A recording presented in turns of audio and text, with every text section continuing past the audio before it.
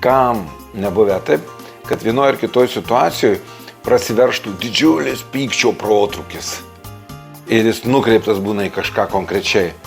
Nedaug dievė, jis nukreiptas dar ir į patį save.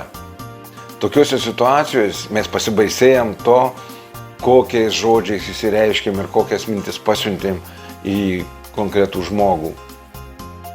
Kartais mus iš tikrųjų išgąsdina mūsų tas pykčio lygis, ta agresija, o dar jeigu jinai ir ne tik tai balse, o ir fizinė.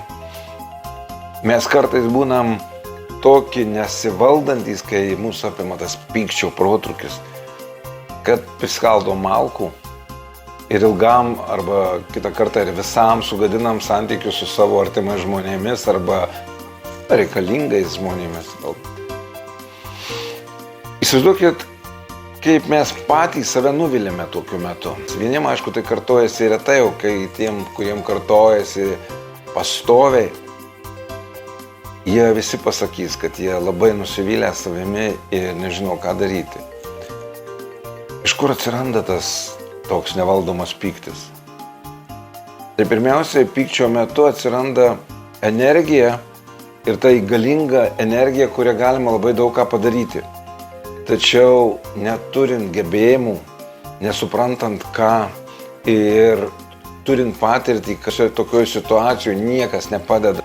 Vadinasi, žmogus viduj savęs nemoka spręsti vienos ar kitos situacijos. Energijos turi, jėgos turi, ta galia yra stipri, tačiau jis nemoka jos išnaudoti tikslingai, kryptingai. Dažnai tas žmogus viduj dėl to jaučiasi labai mažas, silpnas, pažeidžiamas, nesaugus arba tiesiog toks tarsi surištas, kuris negali nieko padaryti. Reikia ką? Pykti reikti, ar ne?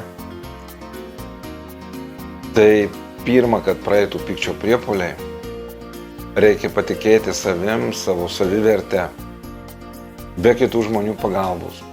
Savotiškai pamilti save ir suprasti savo vertę.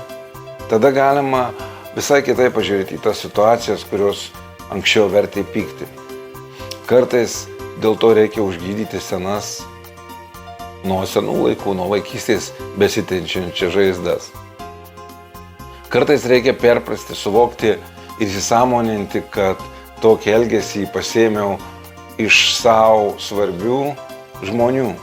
Galbūt taip elgėsi mano mama, tėtis ar senelį ar dar kas nors.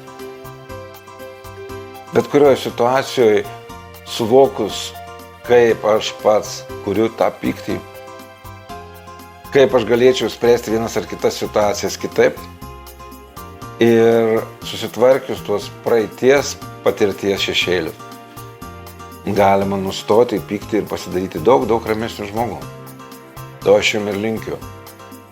Ir jeigu jums yra tikrai didelis vidinis noras susitvarkyti su savo nevaldomu pykčiu, tapti ramesniu, nuosaikesniu žmogumi ir tuo nustebinti iš gerosios pusės savo vaikus, savo mylimą žmogų, galbūt savo komandą, kolektyvą, galite kreipti ir į mane. Ir visą informaciją rasite po šio video.